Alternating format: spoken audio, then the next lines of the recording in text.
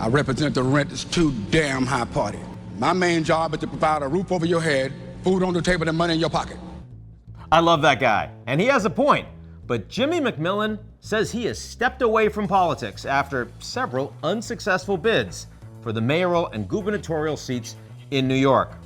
Sure, his platform was lacking on substance on, well, pretty much on everything.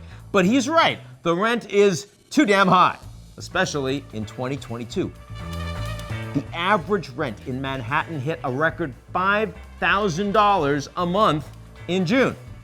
Landlords in the country's largest rental market are trying to recoup lost expenses from the pandemic, and national rents are up about 16% year over year. These numbers make a difference in calculating just how bad the country's rising prices have gotten.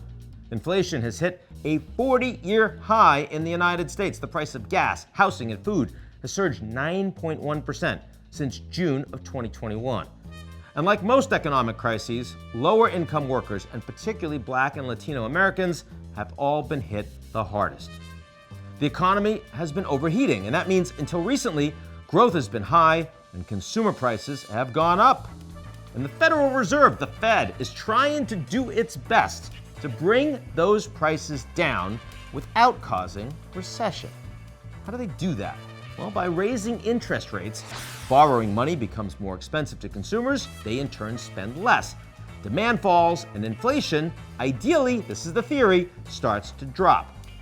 But the Fed has already raised rates 4 times in 2022, and we're likely looking at another raise in September. Not at all clear whether this strategy will work. Well-known economist, we've had him on the show, Larry Summers, says that in order to get inflation under control, we're gonna have to raise unemployment. But that comes with a serious cost, with pain and suffering for the Americans who can least afford it. And these are only the issues in the United States. Europe's largest war since World War II has sent energy prices skyrocketing globally, and it's forcing the European Central Bank to raise rates for the first time in over a decade. In Turkey, food prices have doubled, inflation at nearly 80%.